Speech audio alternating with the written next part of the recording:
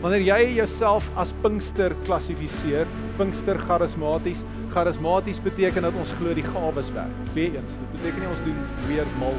Dit beteken nie dat ons glo die Heilige Gees is vir ons gegee, hy lei ons, hy stap saam met ons en hy werk deur sy mense, deur die gawes wat hy vir ons gee. Die gevaar is, wanneer ons nie sy stem ken nie, dan begin ons na stemme luister en dan doen ons enigiets. Want hoe stry jy teen iemand wat vir jou sê, maar die Here het vir my gesê? Het jy al met mense gepraat wat vir jou sê, nee, die Here het vir my gesê, dan dink jy by jouself, erg, sal die Here dit sê? Ja, en die Here het vir my gesê, ek moet 'n profetiese onderwater mandjie vleg bediening begin.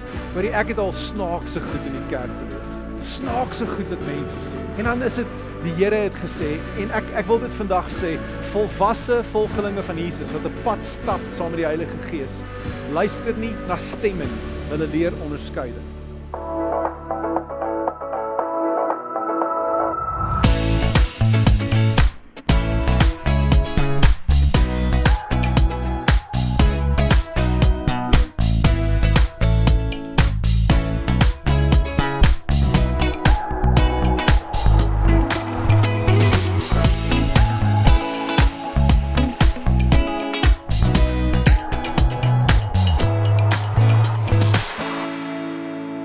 Dit is 'n absolute voorreg om vanmôre saam met julle hier te wees en dankie vir Marius en die span en almal dat julle my vertrou. En ek glo dat die Here vanmôre iets in jou lewe wil doen, dat hy iets in jou hart wil doen. Glo jy dit ook? Great. Net 'n bietjie meer oor myself. Marius het nou gesê my naam is Emil en ek is hierdie jaar 18 jaar by die gemeente waarby ek betrokke is, Kaleido. Die voorreg om so bietjie meer as 10 jaar nou daar die leier te wees en met genade van die Here gaan dit goed in Kempton Park, want dit is net genade wat dit in die Oosrand goed gaan. Ek het 2 kinders. Ethan is 14 jaar oud, hoërskool hierdie jaar en hy het so net in die hoërskool ingetrap, toe breek hy sy been met rugby. So hy is nou net van krikke af met skroewe en alles. Ek sê vir hom, daai is die duurste skroef wat ek in my hele lewe gekoop het. Maar hy is lang seëning van 'n man. Hy is amper 1.8 meter lank op die ouderdom van 14. Ek hoop hy bly korter as ek, want ek sê vir hom die enigste rede hoekom ek gym, sodat ek jou in matriek nog kan. Ek weet nie of dit gaan gebeur nie, maar ek hoop nie hy sien hierdie op YouTube nie, maar. En dan het ek 'n pragtige jong dogter met die naam van Eywa, sy is 11. Sy is ons danser en prater en fun mens in die huis. Dis ons 3 en dit is vir my moeilik om met al my tyd wat ek het, want pastore werk mos net op Sondag en dan halfte van die tyd is ons ook nog toe. So met al die tyd wat ek het, moet ek iets doen, so ek is lief daarvoor om golf te speel. Ek het laasweek besluit, ek dink dit is nou op 'n ouderdom in my lewe wat ek die waarheid kan praat, ek is 'n regtig baie below average golfer. Ek het vir lank gehoop ek's goed, maar ek het besef nee, dit is nie die geval nie. Maar dis so 'n bietjie oor myself, ek het na skool musiek gaan swat en so my pad in die bediening ingekry deur die vorm van musiek.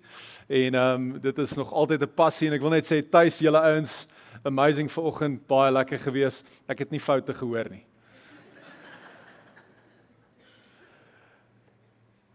So ek wil vanmôre met jou gesels oor die Heilige Gees, want dit is Pinkster. Dit is die dag wat ons vier dat die Heilige Gees uitgestort is en vir ons gegee is. Maar ek wil so klein bietjie iets anders daaroor praat, want in die algemene manier hoe ons praat oor Pinkster, gewoonlik in Pinkster en charismatiese gemeentes, dan gaan Pinksterdag oor of die uitstorting van die Gees en die krag wat ons gekry het en die gawes van die Gees en al daai, en ek dink dit is absoluut belangrik.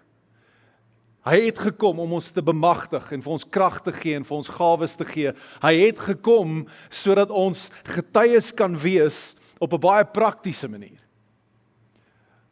Maar ek wonder of ons partymal so 'n bietjie die kar voor die perde inspan en dat ons baie maal soek na die gawes en soek na die krag en soek na al hierdie wonderlike dinge wat die Heilige Gees doen, maar ons vergeet dat dit is gebaseer op iets anders.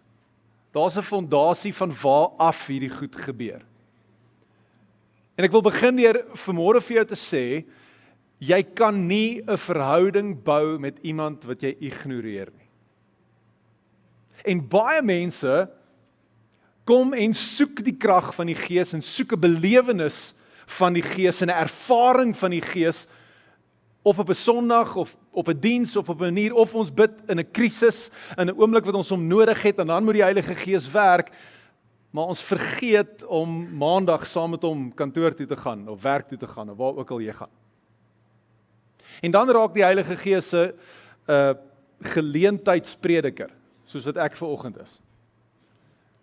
Net per geleentheid is die Heilige Gees deel van jou lewe en dan voel dit lekker en ons glo in die krag en ons glo in dit, maar daar is iets anders aan die Gees van God wat hy vir ons gegee het, wat ons vandag vier.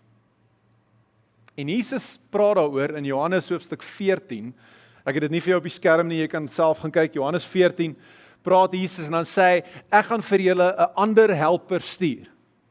Sê gou vir iemand langs jou, ander helper. Nou kan ek sien, wie kan Grieks praat? Ek gaan jou leer om Grieks te praat. So wanneer ons praat oor die Heilige Gees, dalk het jy al hierdie woord gehoor, die Bybel gebruik hierdie Griekse woord om die Heilige Gees te beskryf, en dis die woord parakletos. Sê vir iemand langs jou, parakletos. Kan ek sien, wie van julle het al daai woord gehoor? Fantasties. Dit beteken helper. En Jesus kom en hy sê, ek gaan vir julle 'n helper stuur. Die interessantheid van daai woord is, jy gaan hom dalk in die Engels kry as comforter, trooster, of advocate, advokaat. En dit was die sosiale gebruik van die woord, maar daai woord kom eintlik uit die militêre taal uit. Wat sê, dis soos 'n generaal wat langs sy troepe ingeroep word, om hulle te bemoedig, aan te moedig, om vir hulle te sê, hou aan staan, hou aan veg, hou aan hardloop, en dis amper die term wat Jesus gebruik, so wanneer hy sê, ek gee vir julle 'n helper, dan sê hy, ek gee vir jou iemand wat hier langs jou inkom, en jou bietjie bemoedig. En dalk het jy al daai gehoor. Maar wat ons partymal vergeet, is die woord wat voor dit kom in die Grieks. In Afrikaans is dit 'n ander helper. Die Griekse woord is allos. Sê vir iemand allos. Great, jy kan Grieks praat, sê vir iemand allos parakletos.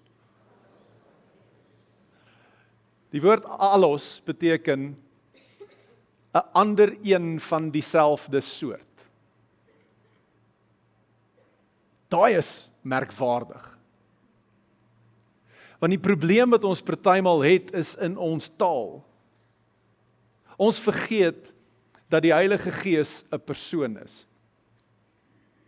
En dis moeilik in die manier hoe ons oor hom praat, want die woordjie die vooraan maak dit partymal 'n dit. Dit maak dit 'n mag. So as ek praat van Marius, dan het julle almal 'n prentjie, julle weet wie's Marius, julle weet hoe lyk hy en hoe praat hy en hoe klink hy, maar as ek begin praat van die Marius, dan is dit of 'n slegte ding of is 'n snaakse ding.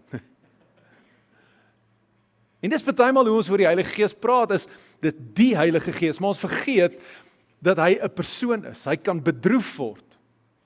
Jy kan nie 'n mag of 'n ding bedroef maak nie. Jy kan hom teleurstel. Hy stap saam met jou, hy lei jou. En daarom is dit so noodsaaklik dat jy 'n verhouding met die Gees sal hê, en jy kan nie 'n verhouding bou met iemand wie jy ignoreer nie. Solank as wat dit 'n dit bly, en nie 'n allos is nie, 'n ander een van dieselfde soort. Jesus sê, ek stuur vir jou iemand wat anders is, maar hy's dieselfde as ek. Hy's dieselfde as ek.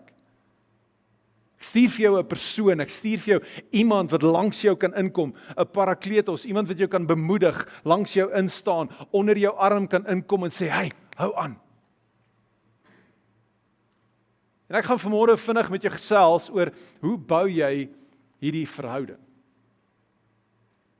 En dit is redelik prakties, maar ek wil hê as jy jou Bybel het, kan ek gaan sien, wie van julle het julle Bybel, waai gou saam met my.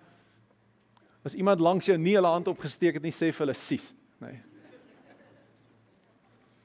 Paulus eindig sy tweede brief aan die Korintiërs in 2 Korintiërs 13, eindig hy en hy sê die volgende: Die genade van die Here Jesus Christus en die liefde van God en die gemeenskap van die Heilige Gees sal by julle almal wees. Nou jy het hierdie seker al gehoor. Baie keer aan die einde van 'n diens, dan strek die pastoor of die dominee of iemand hulle hande uit en dan bid hulle hierdie seën oor jou. Maar 'n verhouding heel eers te begin groei deur gemeenskap. Die Engelse woord fellowship. Fellowship, as jy dit wil onthou, dalk het jy dit al gehoor, maar hulle sê it's two fellows in one ship traveling in the same direction. Nee. As jy nie saam met die Heilige Gees iewers heen op pad is en saam met hom stap nie, dan is daar nie 'n verhouding nie. En dis wat Paulus hier skryf. Hy sê die genade van Jesus Christus. Daar's net een wat genade gebring het aan die kruis en sy naam is Jesus. Amen. En hy kon genade bring omdat ons 'n Vader het, God die Vader wat vir ons lief is. Dis wat die skrif ons leer, omdat hy vir ons lief was, het hy sy seun gegee, sodat daar genade kan wees. Maar dan is daar die Gees wat gemeenskap met ons wil hê, wat nou by ons is, wat saam met ons stap, saam met ons wil beweeg. En dis die Griekse woord koinonia, jy het hom ook al dalk gehoor. Maar koinonia is nie net 'n respek op 'n afstand nie, dit is 'n uitnodiging na 'n lewe wat gedeel word saam met Christus. Dis om met hom te stap, om saam met die Gees te beweeg, om jou lewe te deel. Dis wat koinonia is, dis 'n saam stap, 'n saam beweeg, 'n saam leef, 'n elke dag se ding. En as ek een ding vandag kan regkry, en as ek een ding kan bid dat jy hoor vandag, is dat die Heilige Gees saam met jou elke liewe oomblik van elke liewe dag beweeg. Die probleem baie maal is dat ons net nie bewus is van hom nie. Daar's 'n klein boekie wat geskryf is, en in dit praat dit van 'n monnik met die naam van Brother Lawrence. En Brother Lawrence het na 'n klooster toe gegaan, en daar het hy gedink, hier gaan ek die Here ontmoet, ek gaan in stilte, gaan ek bid, en ek kan afsonder, en ek kan tyd met die Here spandeer, en toe hy by die klooster kom, toe kom hy vinnig agter, dis nie wat by die klooster gebeur nie. Hulle het tye waar hulle bid, maar meeste van die tyd skil hy aartappels, of werk in die tuin, of doen so iets. En hy is toe so half ontnigter met die hele gedagte dat ek gaan nou hiernatoe kom om te bid, ek gaan nou hierdie geestelike lewe hê. En ek wil dit vir jou sê, enige iemand wat al voltyds in bediening was, dis dieselfde. Ek onthou, ek het in 'n pastorie groot geword, so mense sou dink ek weet. En inteendeel, ek is die 4de generasie predikant in my familie. Ek onthou, ek het in die kerk groot geword. My oupa was 'n sendeling uit Switserland uit, het in Lesotho se berge gewerk. Sy pa, my oupa Grootjie, was ook 'n sendeling uit Switserland uit. So ek het diep Switserse bloed. Ek is nou nog steeds kwaad vir my ma. Al my neefies en niggies het 'n Switserse paspoort, my ma het vergeet. My pa is 'n predikant en ek voel toe die Here roep my, hier is op die ouderdom van 17, en ek sê vir my pa, ek gaan teologie swat, en hy sê vir my, nee, jy gaan nie. Wat ek nou besef as wyse woorde. En dis hoe ek in die musiek opgeëindig het, en ek begin met die worship, en mense sou dink dat jy word in die kerk groot, dat jy sou weet hoe dit is, maar toe ek begin, toe kom ek agter, ek bid nie heeltyd, en ek worship nie heeltyd nie, ek skil aartappels, en ek werk in die tuin, en waar is die klank uit, kabels inplug, en allerhande ander goedjies. En Brother Lawrence besef, hy moet iets doen. En hy het toe 'n sin begin sê, en hier is wat ek wil hê jy moet hoor vanmôre.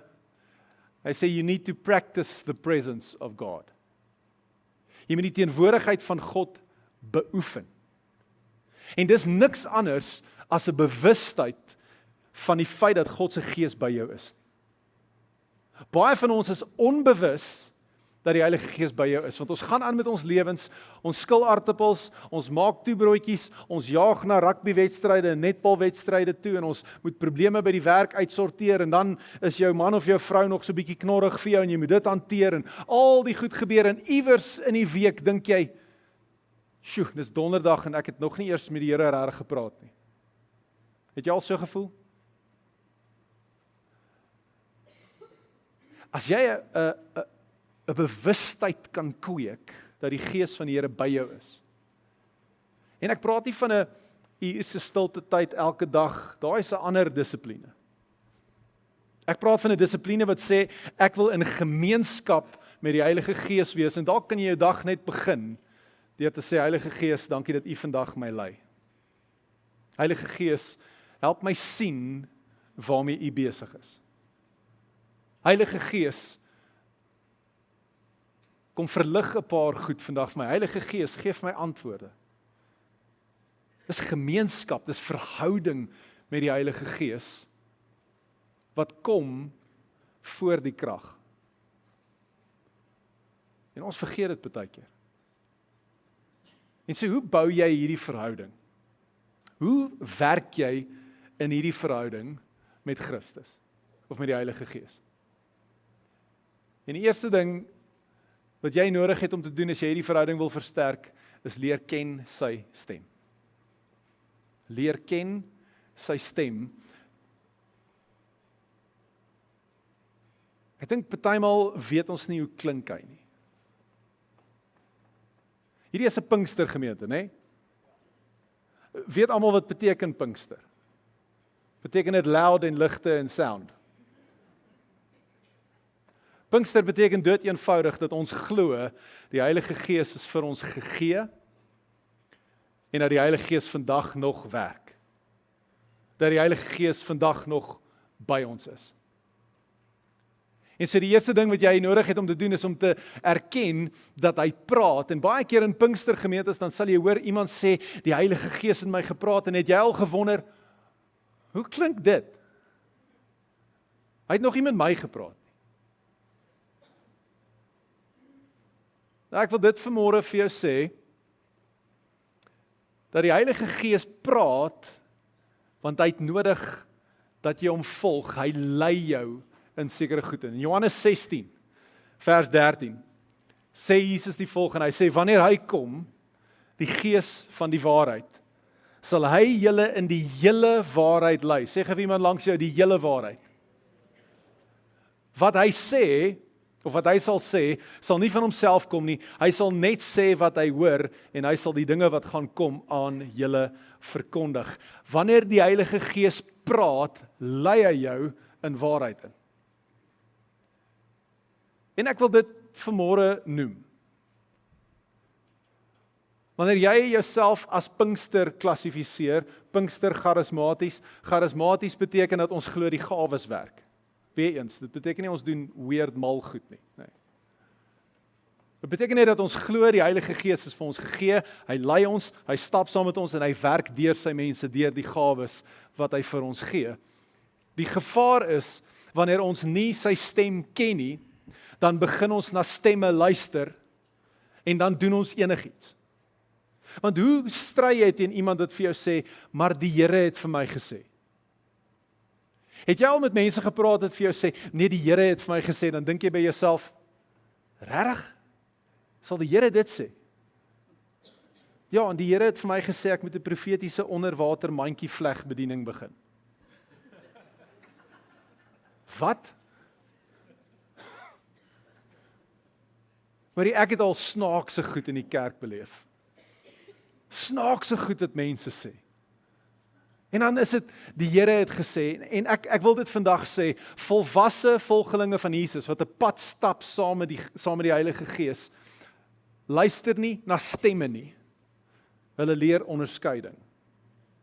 Hulle leer om te onderskei tussen al die stemme, en partymal is al meer stemme in jou eie kop as rondom jou, nee. Hulle leer onderskei tussen die stem in hulle kop en die stemme buite en die stem van die Heilige Gees. En vir dit baie maal is dit nodig dat jy jouself omring met mense wat al die pad gestap het. Toets eers.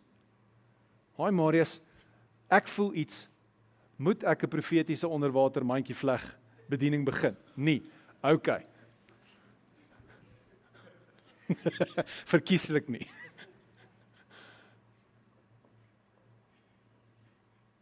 Maar wanneer jy sy stem leer ken, is dit die begin van verhouding. Want hy praat, hy is 'n God wat praat, die Gees werk in jou lewe. En daar's maniere hoe hy jou lei, daar's maniere hoe hy met jou praat, en ek het 'n klomp vir hulle van op die skerm vir jou. Die Heilige Gees lei jou deur die skrif. Kan ons net dit sê? Die Bybel is belangrik. As ons glo dat die Heilige Gees die skrif geïnspireer het, dan dink ek nie gaan hy iets sê wat teen die skrif gaan nie. En so wanneer jy oortuig is van iets wat die Here vir jou sê, toets dit teen die skrif. Ek sê baie maal vir mense, as hulle by my kom en sê, hoorie, ek voel die Here het van iets gesê, dan vra ek vir hulle, het jy skrif vir dit? Nee, maar ek het gevoel. Nee, gaan bid weer. Gaan kry skrif. Toets dit teen die skrif. Innerlike getuienis, iets wat hier binne gebeur, met 'n oortuiging in jou hart. En daai twee is waar dit grys raak, nee, dis hoekom ek sê toets dit teen die skrif. Maar hy lei jou en hy praat met jou deur vrede in jou hart ook. Wanneer daar vrede in jou hart is oor goed. Geestelike onderskeiding lei hy jou, en spesifiek hier wanneer mense om jou is wat al die pad gestap het, wat saam met jou kan onderskei, saam met jou kan bid, saam met jou kan oordeel. En dis ongelukkig in hierdie plek waar ons partymal ons ego eenkant moet skuif. Wanneer jy regtig voel die Heilige Gees met jou gepraat en 4 of 5 geestelike leiers om jou sê, dan moet jy maar kan sê, okay, dalk nie. Profetiese bemoediging, lei jy jou partymal deur, goddelike raad van iemand, of die liggaam van Christus, wanneer ons by mekaar is. Hy werk in sy liggaam, tussen sy mense. En dis die eerste ding wat moet gebeur, is dat jy het nodig om die stem van die Here te hoor. Maar hier's 'n paar goed wat ek net vinnig wil noem. En ek het 1 of 2 van hulle nou net genoem. Die Gees sal nie teen die skrif praat wat hy geïnspireer het nie. Sal nie teen die skrif praat wat hy geïnspireer het nie. Die Gees sal ons nooit van die heerskappy van Jesus af weglei nie. En die Gees sal nie vrug voortbring in teenstelling met sy natuur nie. Hy is konstant, hy is konsekwent. Hy is die Gees van God wat gestuur is om langs jou in te kom en jou te bemoedig. So leer ken sy stem. Die tweede ding wat jy nodig het om te doen as jy in verhouding met hom wil groei, is stap in lyn. Want dis een ding om te luister, dis 'n totaal ander ding om gehoorsaam te wees. Het Jesus nie gesê, hier's hoe jy sal weet dat jy my mense is, as jy doen wat ek vir julle sê? En baie van ons het al die stem van die Gees geleer ken, maar die stap in lyn is partymal een van die grootste uitdagings. Kan ek gou sien, wie van julle is skuldig soos ek? En hier's hoe dit baie keer gebeur. Dalk het jy in 'n diens gesit, of in 'n groep gesit, of iewers, en jy het gevoel jy moet iets doen, en dan doen jy dit nie, jy voel, ek gaan nie dit doen nie, en dan 'n rukkie later, dan doen iemand anders dit wat jy gevoel het jy moet doen. Of, jy voel partymal, ek wonder hoe gaan dit met daai persoon. Ek moet dalk net vir hulle 'n WhatsApp stuur. En dan doen jy dit nie, en dan 'n week later, dan hoor jy, hulle is siek, of hulle is in die hospitaal, of iets het gebeur. Het dit al met jou gebeur?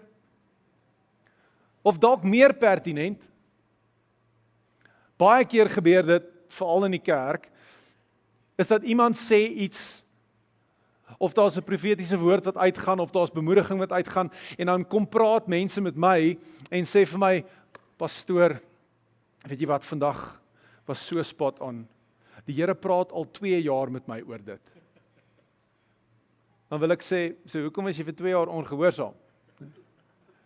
Luister, en ek skuldig, ek het dieselfde al gedoen, maar baie maal, met 'n baie mooi godsdienstige sousie, bedek ons ongehoorsaamheid, en dan wonder ons hoekom die Here ons nie gebruik nie. Want ek weet nie van jou nie, ek wil hê die Here moet my gebruik. Nie vir my eie gewin nie vir my eie naam nie, maar sodat die koninkryk van God gebou kan word en sodat mense wat desperaat hoop en lewe nodig het, Jesus kan ontmoet, want hy is die weg, die waarheid in die lewe. Hy bring hoop. Hy is die enigste antwoord vir hierdie wêreld. En as jy dit nie glo nie, moet jy dalk weer teruggaan, soos die Engelse sê, na die drawing board toe. Hy is die een. En vir daai rede wil ek graag hê hy moet my gebruik sodat mense lewe kan ervaar. Maar jy het nodig om in gehoorsaamheid te funksioneer. En hier is wat Paulus skryf in Galasiërs 5 vers 16 en 25. Ek lees die twee vir jou so na mekaar. Vers 16 sê, wat ek bedoel is dit: laat julle lewe steeds deur die Gees van God beheers word. Sê beheers. Dan sal julle nooit soeg voor die begeertes van julle sondige natuur nie. Nou daai vers is crazy. Hoeveel van ons sukkel met sondige goed in ons lewens? Jy hoef jy hand op te steek nie, maar nie nou worry nie. Hou dit vir jouself. Ons is almal heilig in die kerk, nê. Paulus kom en hy sê, as jy toelaat dat jou lewe beheer word, as jy in gehoorsaamheid stap, elke liewe dag saam met hom, hy sê, dan raak die sondige natuur al hoe minder. Dis 'n manier hoe God jou lei, maar ook jou heilig maak. Dis dat jy toelaat dat hy jou lewe beheer. Dan vers 25 sê hy die volgende, hy sê, ons lewe deur die Gees, laat die Gees nou ook ons gedrag bepaal. Om te lewe deur die Gees, praat van 'n lewenswyse. Dis 'n manier hoe jy leef. Dis nie net 'n ding wat ons doen op 'n Sondag en ons voel lekker. En dis hoekom ek hier vir jou op die bord gegooi het, 'n geesvervulde is nie net. Maar dis belangrik dat jy sal sien, ek sê dis nie net. Want ek sê nie dit is nie dit nie, want dit is dit ook. Maar dis nie net iets wat ek gevoel het, of toe ek gehuil het tydens aanbidding, of ek 'n kragtige oomblik gehad het, dis nie net die hoendervleis oomblikke en al daai goed nie, dit is dit ook. Ek glo die Heilige Gees werk ook met emosie, en hy werk ook in jou lewe, deur oomblikke wat hy verskyn, dinge wat hy doen, en ek is seker ons almal wil dit meer hê, maar dis nie net dit nie. Want gehoorsaamheid aan God se Gees, en 'n lewe wat geleef word deur die Gees, lyk partymal dood eenvoudig so. Ek het vergewe. Ek het om verskoning gevra. Ek het versoeking weerstaan. Ek het gedien. Ek het gegee. Moeilike een vir meeste van ons. Ek het getuig. Die vers is vanmôre hier aangehaal. Dink Colin het dit aangehaal. Handelinge 1 vers 8. Maar julle sal krag ontvang as die Heilige Gees oor julle kom en julle sal my getuies wees. Dis een van die primêre redes hoekom die Gees van die Here gekom het, is sodat ons kan getuig. En so gehoorsaamheid is baie maal net getuig. Of ek was gehoorsaam toe dit ongerieflik was. Dis baie maal hoe 'n geesvervulde lewe lyk. Nie noodwendig die groot goed wat ons altyd wil hê nie. Dis partymal in die alledaagse goed, in die manier hoe hy jou lei, en dis hoekom ek sê, as jy 'n verhouding met die Gees wil bou, moet jy sy stem leer ken, maar dis nie goed genoeg net om te luister nie, jy moet doen wat hy vir jou sê. Stap in lyn. En wanneer jy in lyn begin stap, kan jy die derde ding begin doen. Dis om te deel in sy missie. Ons het nou net gesing. Even when I don't see it, you're working. Even when I don't feel it, you're working. Hoeveel van julle glo dit? Hoeveel van ons leef dit? Hier is hoe ons dit nie leef nie. Weereens, ek is skuldig. Wanneer dinge goed gaan in ons lewe, dan staan ons en ons aanbid die Here en ons sê, Here, U is goed. Even when I don't see it, you're working, Here, ja. En dan gaan die dieselprys R50 'n liter toe. Dan is ons of, Here, waar is U nou? en die budget werk nie of iets gebeur, jou seun breek sy voet en die mediese onkostes klim en dan wonder ons, Here, hoekom? En ons blameer baie keer net lewensgoed wat in die lewe gebeur, blameer ons partymal op die Here en dan terselfdertyd wil ons sê, nee, maar die Gees van die Here werk die hele tyd. Het Jesus nie self gesê in hierdie lewe gaan jy 'n moeilikheid hê nie. Dis dalk 'n kantnota, 'n preek vir 'n ander dag. Maar hierdie lewe is taaf. As jy dit nog nie beleef het nie, is jy dalk jonger as 10. Hierdie lewe is moeilik. Maar God werk nie net wanneer dit goed gaan in jou lewe nie. En hy verwag ook dat jy saam met hom sal werk ten spyte van wat in jou lewe mag aan die gang wees. En dalk 'n klein stukkie oor my eie lewe, dalk het jy die storie gehoor. Dalk het jy toe ek begin het gewonder, hoe is ons net 3 in die huis? So 20 maande gelede is my vrou oorlede. En op 'n baie slegte manier. Sy het haar eie lewe geneem. En ek ken die pyn. En ek ken die hartseer. En 'n maand na sy oorlede is, toe moet ek weer preek.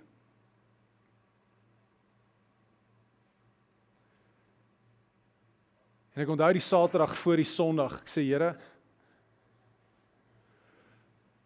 hoe doen ek hierdie? Hoe gaan ek vorentoe? Hoe maak ek 2 kinders alleen groot? Hoe gaan ek aanhou doen wat ek doen? En ek kan vandag hier staan met oortuiging, die Here het my op 'n pad gevat in die laaste 20 maande, waar ek 100% vir jou kan sê, ek is oortuig, dat ten spyte van my vrou wat haar lewe geneem het, jou pa wat jou mishandel het, jou ma wat weggeloop het, die besigheid wat onder jou uitgesteel is, die kankerdiagnose, die hartaanval, ten spyte daarvan, bly hy goed.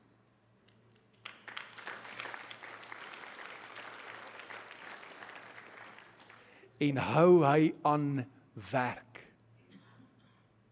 Hy het nie gestop om te werk omdat dinge in ons lewens nie uitwerk nie, en ons het een keuse. Glo jy regtig dat die Gees van die Here op hierdie aarde besig is en dat jy die voorreg het om deel te hê aan dit waarmee hy doenig is, aan dit wat hy mee besig is, of wil jy hê dat alles net moet gaan volgens jou manier en jou plan vir die lewe, of is jy deel van iets groter wat God op hierdie aarde doen? Want dan is dit groter as ek en jy. Want God en sy Gees kies ons elkeen in die liggaam. In Handelinge 13 kry ons hierdie storie waar Saul en Barnabas gestuur word deur die kerk, maar ek wil hê jy moet let op presies wat daar staan. Hoe's dit gedoen? So die Bybel sê, toe hulle op 'n keer bymekaar was om die Here te dien en om te vas, het die Heilige Gees gesê, sonder Barnabas en Saulus van my af, om die werk te doen waarvoor ek hulle roep. Nadat die gemeente gevas en gebid en hulle hande opgelê het, het die gemeente hulle laat gaan. So is Barnabas en Saulus deur die Heilige Gees uitgestuur. En hulle het Seleukia toe gegaan en daarvandaan na Siprus toe gevaar. Die Heilige Gees het 'n werk vir jou. Ja, dalk is daar handoplegging betrokke in die gemeente en die gemeente bid daaroor en alles, maar daar is 'n werk vir jou lewe. En as jy die krag van die Gees wil beleef in jou lewe, het jy nodig om sy stem te leer ken, in lyn te stap met wat hy vir jou sê en deel te wees van sy missie. En nie net te kom en te soek vir 'n oomblik en 'n hoendervleisie en 'n hopelik gaan die gasspreker vir my raak sien. Hopelik gaan ek 'n profetiese woord kry vandag. Ek hoop ook so. Maar ek onthou, op 'n stadium was ek 16 jaar oud, en daar was 'n konferensie gewees, ek het hoërskool klaar gemaak in Windhoek, en daar was omtrent 3.500 mense by die konferensie, en die konferensie se naam was Catch the Fire Conference. Kyk, hulle het tonnels gehad, en ons het daar deurgehardloop, en mense het omgeval. Kyk, het was net snot en koek sisterstroop, nee, dit was...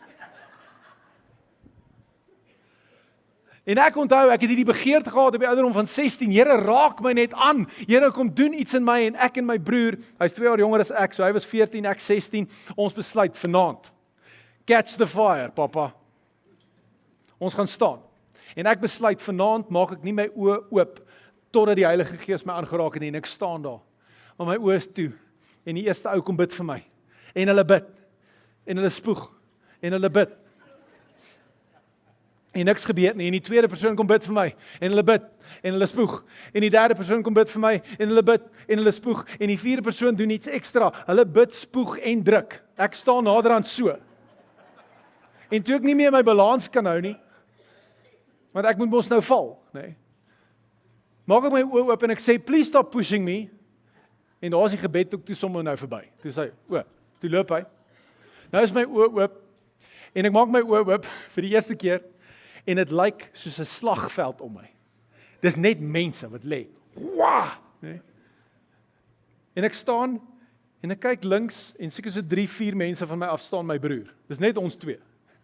En ek sal nooit vergeet nie, ons kyk vir mekaar, en die reaksie is dit. Ons gaan so, en ons maak so.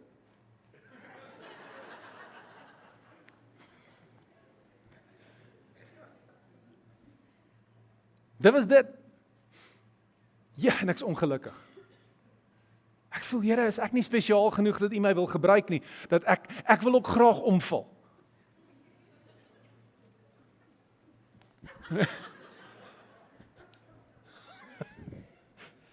Okay, ek gaan nie daar gaan nie.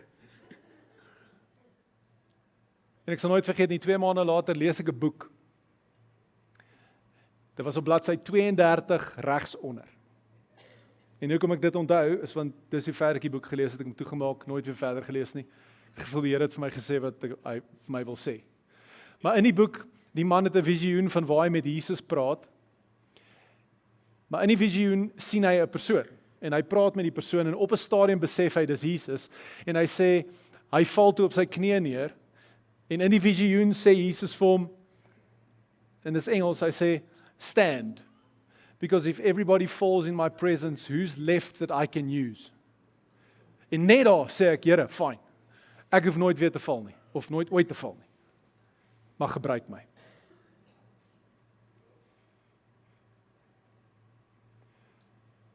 Maar ek besef vandag, dis een ding om te sê, Here, gebruik my. Maar dit vat 'n verhouding met 'n persoon, by die naam die Heilige Gees, wat ek nie kan ignoreer van 'n maandag tot 'n Saterdag nie, saam met wie ek moet stap, wie se stem ek moet leer ken, wie se stem ek moet gehoorsaam, en van wie se missie op hierdie aarde ek moet deel raak. En hier's hoe dit vir jou kan lyk, dood eenvoudig. Want partymal dink ons as die Here ons roep, is dit hierdie massiewe ding. En dan wonder ons, hoe gaan ons dit doen? Here, hoe gaan ek my werk opgee, want ek wil nie 'n pastoor wees soos Marius. Nee. Jy hoef nie. Partymal lyk dit so. Hy gee vir ons meer gevoel vir die wat verlore is. Ek is vanmôre voor die tyd saam met die worship span hier agter, en ons bid. En is dit Champ? Waar's Champ? Champ. Is dit jou naam? Dis die beste naam ooit. En ek kan hoor in die manier hoe hy bid, daar's 'n man wat 'n hart het vir verlore mense. Dis dalk hoe die Heilige Gees hom gebruik. Hy gee jou moed om te getuig. Daai persoon by jou werk of in jou familie wat jy dink, ek moet net bietjie met hulle praat. Net bietjie met hulle praat oor die Heilige Gees. Doen dit dalk. Dis dalk hoe hy jou wil gebruik. Hy gee vir jou gawes om te dien. Dalk het jy nodig om te begin dien in hierdie gemeente. Dalk het jy nodig om iets te begin doen. Al is dit, ek weet nie wat julle, maak koffie, groet by die deur, doen iets, dien. Ek gee vir jou wysheid om te lei. Ek gee dalk vir jou krag om kerke te plant. Of hy gee vir jou uithou vermoë wanneer die pas moeilik raak. Dis partymal hoe dit lyk.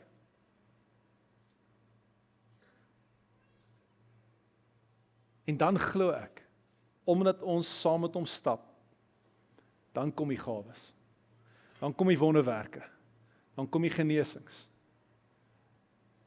Dan kom die goed. Maar nie vooraf nie. En my gebed vir jou is vandag dat jy in 'n verhouding met God se Gees sal beweeg. That you will practice the presence of the living God.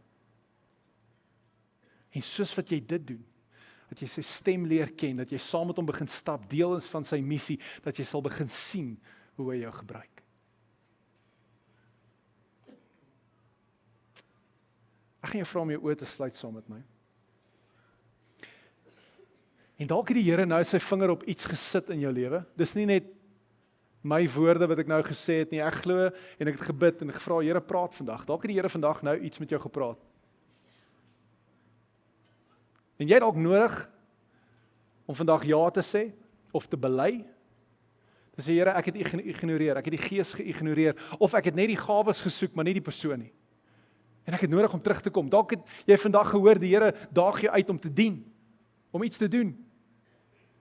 Of dalk kom daar nou 'n naam in jou gedagtes op, en jy weet, ek moet daai persoon vandag bel.